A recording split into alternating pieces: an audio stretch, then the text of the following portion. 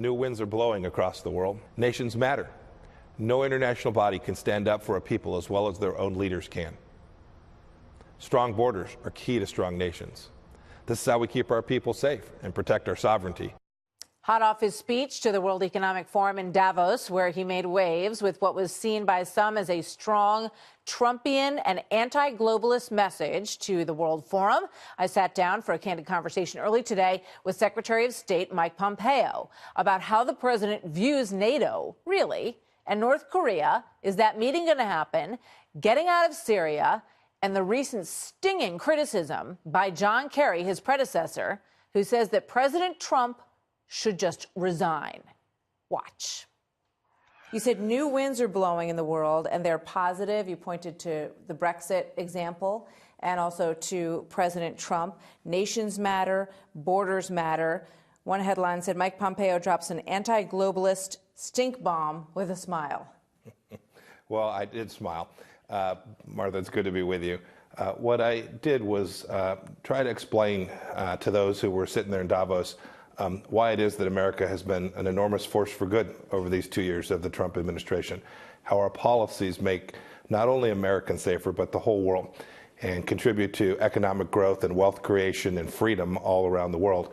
Those were the things I talked about, the importance of the nation state as the fundamental building block for national security and, frankly, for stability in regions as well. It can sometimes seem disruptive.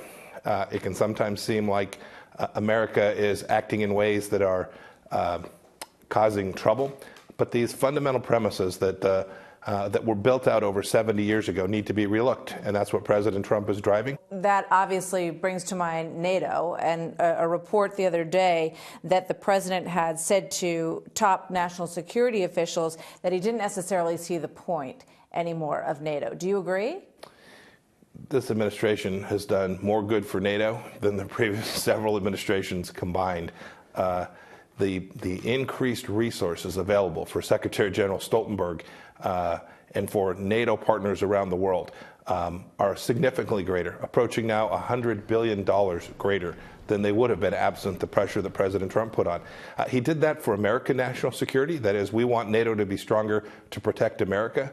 But importantly, European nations now are more firmly protected as well. So it sounds like you think it was a waste of time that the House yesterday went through the process of passing a bill that would reject any effort that the president might make to withdraw from NATO? Yeah, that's silly.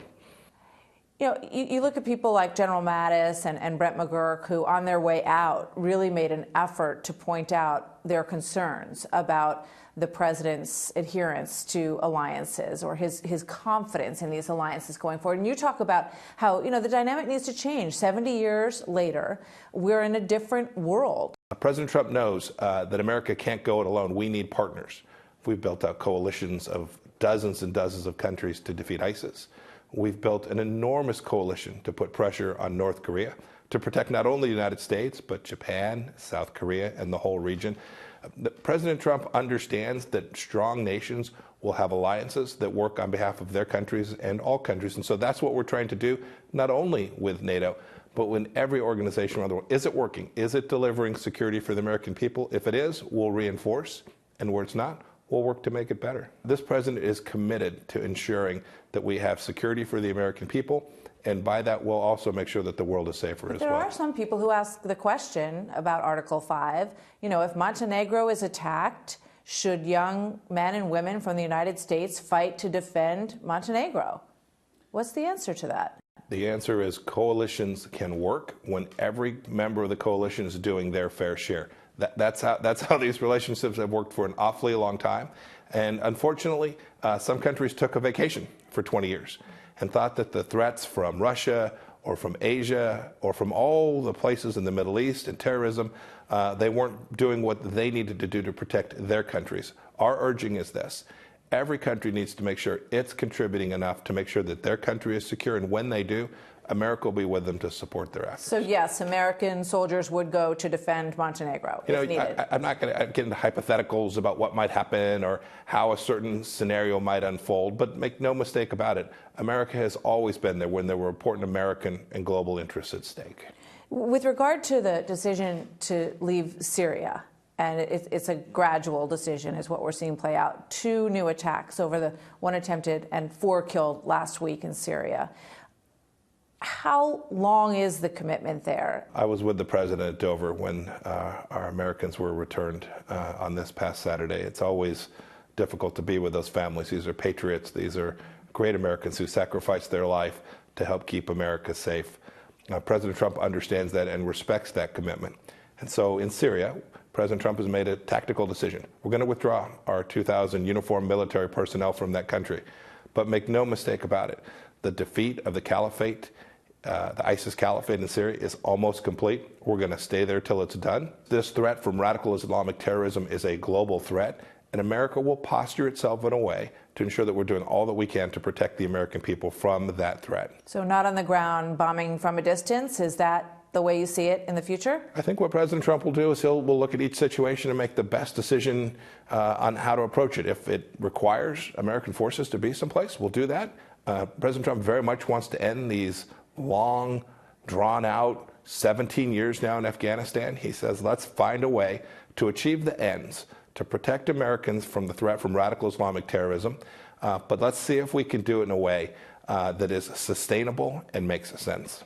What do you say to those like Brent McGurk, who I mentioned before, who say that no one's happier than Russia and Iran when they hear the news that the United States is pulling out of Syria and likely in the near-term future out of Afghanistan as well? It's a great question. Let's talk about happiness in Iran and Russia. What has Russia seen from the Trump administration? Hundreds of sanctions, an enormous military buildup by the United States of America, a missile defense review that makes sure that America will be capable of defending itself not only next year, but 20 years from now. I assure you that none of these things sat well with Vladimir Putin. Let's talk about Iran.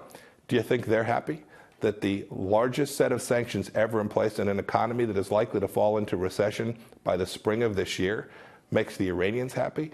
To see the global coalition against Iran that has been put in place, not only Arab countries, but countries from Asia and Africa will join us in February in Warsaw for a ministerial that will address Middle East stability and Iran. I don't think for one moment those 2 countries believe they're in a better place today with the Trump administration than they were with Barack Obama and John Kerry in charge of this country. So John Kerry, former Secretary of State, was in Davos. He was asked what advice he would give to President Trump. If you had President Trump sitting right opposite you, what would your message to him be? I can't play that because he doesn't take any of this seriously. He doesn't have an ability to have that kind of conversation. What would you say to him to get it serious? What would your message be? Resign. I must tell you, we don't pay much attention to the advice that Secretary Kerry is providing to our administration. We're doing our best to clean up the failures that occurred on his watch. With regard to pulling out of Syria and Afghanistan, that's the plan as well, right? To pull out of Afghanistan? I'm not going to comment on the future plans and intentions in any of those places. The president will make those announcements when the time is right. So what do you say to those who look back at, Bush doctrine, that it's better to fight them there than fight them here? That was the post 9/11. But we are. We took down a caliphate that grew in the previous administration. You remember, Martha, you remember the pictures of people kneeling on beaches and people in cages and fire. This is the space, this is the real estate that ISIS built out prior to the time that the Trump administration came into office. And we literally are in the last set of square kilometers in Syria. We're done in Iraq with the real estate. We took back Mosul. We still have work to do. ISIS and the threat from terrorism remains, to be sure, but we've made enormous progress, and we did it there. You're a former military man. What do you say to those who look at the Kurds who fought alongside us, who don't want to be abandoned there, and who feel very vulnerable if we leave their side? I think the president was very clear about his expectation with how the Kurds will need to be treated after the time that the U.S. military personnel depart. We understand the work that they did alongside of us. It was enormously important and good work, and we're going to ensure that the Kurds have a proper place in Syria after our departure. And you think that Turkey will abide by that? We've had lots of conversations. I think we have a way forward. North Korea. Some look at North Korea and remember the first meeting that the president had with Kim Jong-un.